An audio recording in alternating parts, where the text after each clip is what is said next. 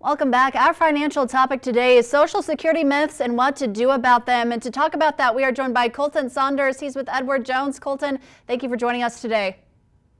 Thanks for having me, Mary Grace. Great to be here. Great to be speaking with you. It seems like there's always some new rumors going on about Social Security, Colton, and so we're going to discuss a couple myths, whether there's any truth to them, and most importantly, what we can kind of do about them. Starting us off with myth number one, Colton, Social Security is going bankrupt. This myth that Social Security is going bankrupt kind of comes up again and again, Colton.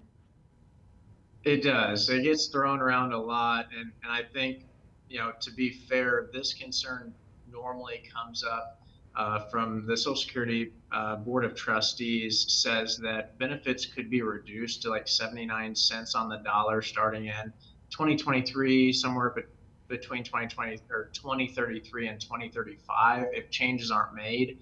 I don't think this tells the whole story, Mary Grace, because there's a lot of things that they could do to kind of shore up the system.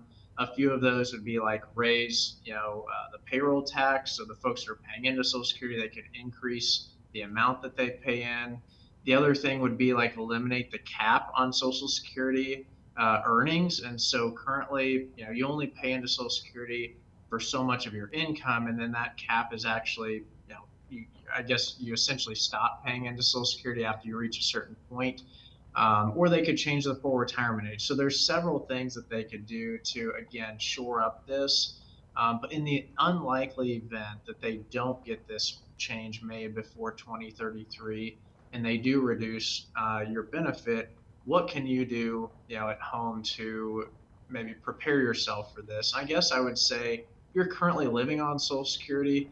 Go ahead and test your budget out if you were to only get 79 cents on the dollar, and see how that would affect you, so that you could potentially prepare for that. And then the other thing would be, if you haven't started drawing Social Security yet, consider maybe delaying your Social Security. So instead of, if you're planning to take it at 62, delay that to maybe 65, 67, or even 70, to go ahead and increase your benefit so that decrease wouldn't impact your benefit quite as much. I like those few ways, those few tips you gave us to feel a little bit more in control with that as well. And there's another big myth out there we want to talk about. Social Security will be sufficient for retirement. Talk to us about that, Colton.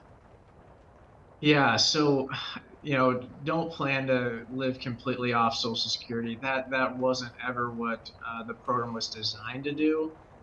It generally replaces about 40% of your pre-retirement income, and that's according to the Social Security Administration. So some folks it's much more, but I would say on average, that's a good number to consider when thinking, how much am I going to get when I do retire from Social Security? So again, don't plan for it to fulfill all of your needs.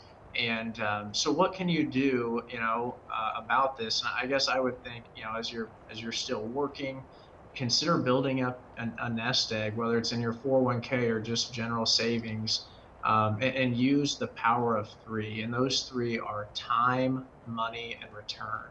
So give your investments time, allow them to grow, feed them with money, fertilize your retirement accounts, continue to contribute to them, and then return. So of course, goes without saying, but a higher return generally helps your investments grow quicker, right? So don't hesitate to consider investments or things that will give you a higher rate of return. And so that's what we would suggest. Don't plan for Social Security to be your only income source.